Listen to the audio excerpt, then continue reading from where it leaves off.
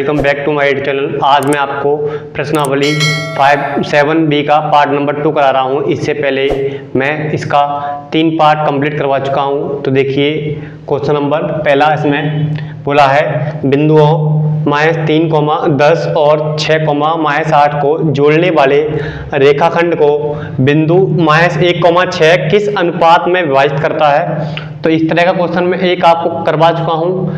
तो इस तरह के क्वेश्चन में क्या करते हैं, इसमें पहले सबसे पहले अनुपात को मान लेते हैं।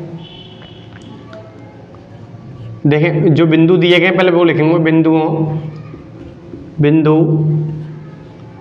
-3, 10 और 6, -8।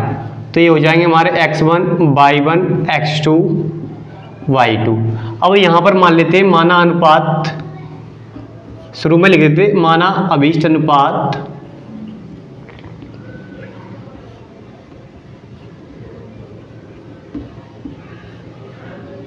m/1 मान सकते हैं या m1 m2 मान सकते हैं, आपको जो मर्जी है वो मान सकते हैं, पर m/1 मानना आसान रहता है, इसलिए यहाँ पर m/1 मान लिया है। तो देखें सबसे पहले यहाँ निकालते हैं। देख तो विभाजन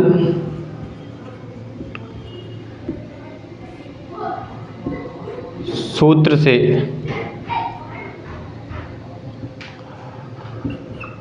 m1 x2 plus m2 x1 upon m1 plus m2, m1 y2 plus m2 y1 upon m1 plus m2।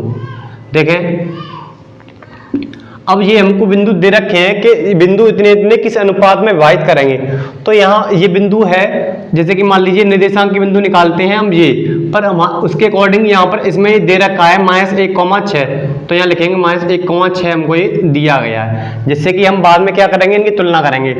अब देखें ये हमको दिया गया -1, 6। अब यहाँ m1 x2, तो ये हमारा क्या होता है m1, ये m2। तो m1 कितना है m, और देखें x2 कितना है x2, ये है 6, प्लस m2 कितना है 1, x1 कितना है -3 बट्टे m1 कितना है m, और प्लस m2 कितना है 1। ऐसे ही यहाँ पर m1 m है, m2 कितना है -8 plus m2 1, y1 10 upon m plus 1। अब क्या कर देंगे, तुलना कर देंगे। तो ये x वाला होता है और ये वाला, तो इसकी तुलना इससे करें तो एक ही तुलना करनी है, हमें केवल m का मान निकालना है। तो इसकी तुलना कर देंगे, क्योंकि ये बिंदु हमें दिए गए हैं। देखो ये बिंदु वैसे हम निकालते ही जब अनुपात हमें दिया जाता है। अब इसमें अनुपात हमसे पूछा गया और बिंदु दिए गए, तो बिंदुओं क्या कर देंगे, तुलना कर देंगे। तो इस तुलना करने पर क्या होगा, देखें तुलना करेंगे तो इसकी तुलना ऐसे करेंगे। तो यहाँ पर ये दे रखा है किसके बराबर होगा, -1 के बराबर। तो यहाँ पर m वाले को उधर लिख लेंगे, तो 6 का m में गुणा करेंगे तो क्या आएगा 6m, 3 का 1 में करेंगे तो -3 बट्टे में m प्लस 1 बराबर -1। तो इसकी तुलना इससे कर दी। अब इस वाले की इससे करनी है तो हमें करनी नहीं है, क्योंकि हमें m का मान निकालना है। तो m का मान हमारा यहीं से आ जाएगा। अब देखें 6m -3, अब -1 का गुणा इसमें करेंगे तो -1 m प्लस 1, इसका क्या कर दिया इसमें मल्टीप्लाई, तो माइनस लगा दिया यहाँ पर। अब 1 लिखते नहीं, 1 लिखोगे क्योंकि वही आएगा। तो 6m -3, अब माइनस का अंदर गुणा करेंगे तो -m -1। अब m को इधर लेके आएंगे 6m, अब माइनस का m है तो किसका हो जाएगा, प्लस का m। अब ये -3 है, उधर जाएगा किसका हो जाएगा, प्लस का 3, और ये पहले से ही -1 लिखा हुआ है। तो 6 और 1 कितना होगा 7m। अब 3 में से 1 गया कितना बचेगा 2, तो m का मान कितना आ जाएगा यहाँ पर 2/7। कितना आया 2/7, m का मान आ गया क्योंकि 7 चला गया बट्टे में। तो हमारा जो अनुपात है वो क्या होगा, अतः अनुपात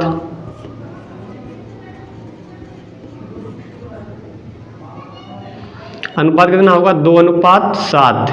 2 ऊपर लिखा है और तो 2 पहले लिखेंगे और 7 नीचे, तो 7 बाद में लिखेंगे। जो m का मान होता है वो हमारा क्या आता है, अनुपात आ जाता है। तो क्या करना है, पहले आपको अनुपात मान लेते हैं m/1, और जो बिंदु दिए गए उसी विभाजन सूत्र का फॉर्मूला लगाते हैं, जो यहाँ पर बिंदु दिया गया है वो लिख लेते हैं। अब तुलना करने पर किसी की कर सकते हैं, इसकी तुलना इससे करोगे फिर भी वही आएगा, इसकी तुलना इससे करोगे फिर भी आएगा। कोई भी एक तुलना कर लीजिए, उससे हमारा m का मान आ जाएगा, वही हमारा क्या होगा, अनुपात होगा, क्योंकि हमने अनुपात में m को माना था।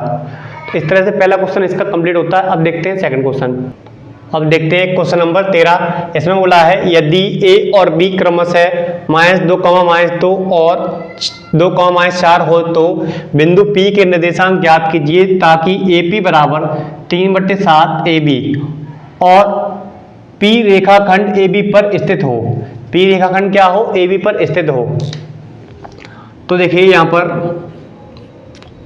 यहाँ पर पहले एक रेखाखंड बनाएंगे, रेखाखंड AB है, क्या है, AB। अब देखें A और B, A का जो बिंदु है उन्हें दे रखे हैं -2, -2 और B के दे रखे हैं 2, -4। अब इसमें देखो जो P है वो रेखाखंड AB पर स्थित है, तो मान लीजिए यहाँ पर स्थित है। अब जो दे रखा है हमें AP, वो कितना है, AP। अब देखें AB को लेके आएंगे बट्टे में, AB को बट्टे में लेके आएंगे तो कितना हो जाएगा, 3/7। तो AP का मान है वो कितना है, 3 है, तो यहाँ से लेकर यहाँ तक कितना है, 3 है AP। और AB, अब देखें AB कितना है, AB है वो कितना है, 7 है। ये यहाँ से यहाँ तक दे रखा है हमको 7 और ये है हमारा 3, तो यहाँ से P भी होगा वो कितना होगा हमारा, 4 होगा, तभी तो पूरे टोटल 7 होगा, क्योंकि पूरा 7 है तो ये 3 दे रखा है तो ये कितना होगा, 4। ठीक है, तो ये जो हमारा अनुपात है वो हमारा अनुपात कितना आ गया, 3/4, अभीष्ट अनुपात। अतः अभीष्ट अनुपात वो कितना हुआ, 3/4।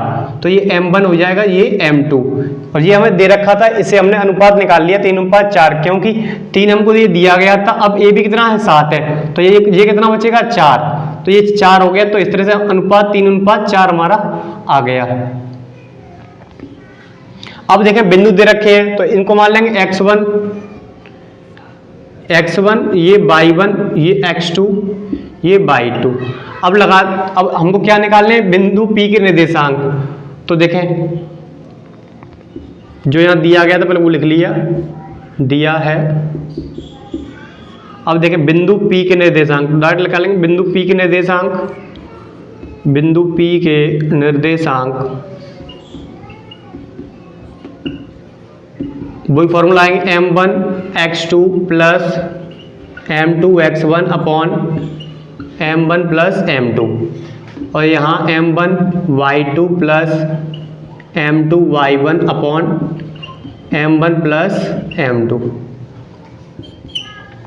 अब देखें m1 का मान कितना है, m1 का मान है 7, तो यहाँ 3 है, कितना है, 3 गुणा x2 का मान 2 प्लस m2 का मान देखें 4 गुणा x1 का मान -2 प्लस m1 कितना है, 3 और m2 कितना है, 4 कॉमा, ऐसे ही यहाँ m1 3, y2 कितना है, -4 प्लस m2 4 गुणा y1 -2 बट्टे 3 प्लस 4, क्योंकि m1 का मान 3 और m2 का 4।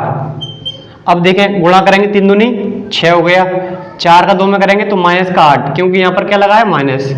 4 और 3 कितना होगा, 7 कॉमा 4 3 12, वो किसका, माइनस का, क्योंकि माइनस का है, एक माइनस का एक प्लस का, तो 4 3 12, 4 दूनी 8 -8, क्योंकि माइनस लगा हुआ है, बट्टे 7। अब देखें इन 6 में से 8 जाएगा तो कितना बचेगा, -2 बट्टे 7 कॉमा -12 -8, तो कितना होगा, -20 बट्टे 7। तो इस तरह से हमारे ये बिंदु P के निर्देशांक आ चुके हैं। बस आपको यहाँ समझना था जो अनुपात था वो किस तरह से निकालना था। ये हमको दिया गया AP बराबर 3, AB बराबर 7, तो यहाँ से हमने जो अनुपात है वो निकाला 3/4, क्योंकि AB 3 था तो PB कितना होगा, PB होगा हमारा 4, क्योंकि अनुपात हमें ये और ये चाहिए होता, दिया था हमें 7, तो 3/4 आ गया। अब बिंदु दे रखे थे तो ये आपको फॉर्मूला लगाना है विभाजन के सूत्र का, इसमें आप मान रख करके इस तरह से इस क्वेश्चन को सॉल्व कर सकते हैं। अब देखते हैं नेक्स्ट क्वेश्चन। अब देखें क्वेश्चन नंबर 14। इसमें बोला रेखाखंड AB को एक बिंदु P बाह्यतः 3:2 के अनुपात में बांटता है यदि बिंदुओं ए और बी के निर्देशांक क्रमशः 4,3 और 2,1 हैं तो बिंदु पी के निर्देशांक ज्ञात कीजिए। तो काफी इजी क्वेश्चन है, क्यों? क्योंकि इसमें बोला है बाह्यतः विभाजन, बाह्यतः विभाजित करता है, तो यहाँ पर बाह्यतः विभाजित का फॉर्मूला लगेगा माइनस वाला, क्योंकि बाह्यतः में होता है माइनस और अंत्य में होता है प्लस। तो अनुपात आपको दिया गया है और दोनों बिंदुओं के जो निर्देशांक वो भी आपको दिए गए हैं। ठीक है, तो पहले जो दिया गया पहले वो लिख लेंगे।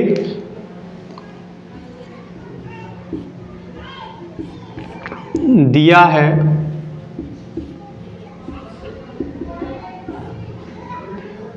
बिंदु 4,3 और 2,1, तो ये हमारा x1 हो जाएगा, ये y1, ये x2, ये y2, और अनुपात कितना है? ये है 3:2, तो ये m1 हो जाएगा, ये m2। अब देखें बाह्यतः बोला है तो यहाँ बाह्यतः विभाजन के फॉर्मूले से करेंगे, तो बाह्यतः विभाजन के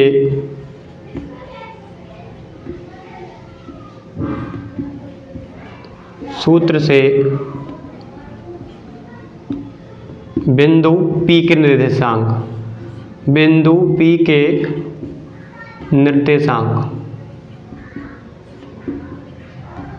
तो उसमें क्या होता है? माइनस होता है, तो m1 x2 minus m2 x1 upon m1 minus m2। ऐसे ही यहाँ m1 y2 minus m2 y1 upon m1 minus m2।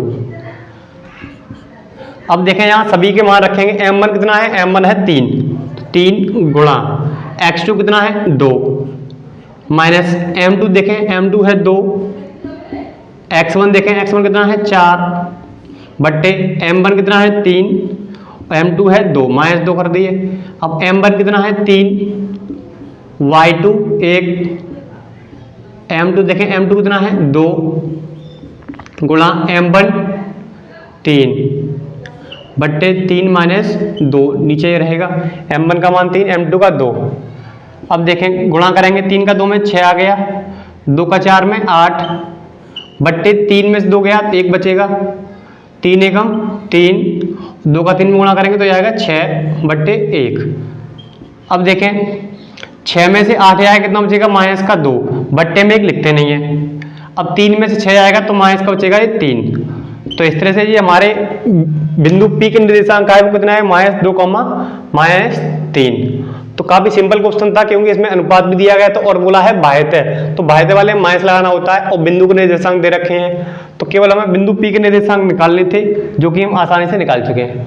तो आज की इस वीडियो में इतना ही। यदि आप पहली बार इस चैनल पर आए हुए हैं और इस वीडियो को देख रहे हैं तो प्लीज ऐसी वीडियो पाने के लिए चैनल को कर लें सब्सक्राइब। धन्यवाद।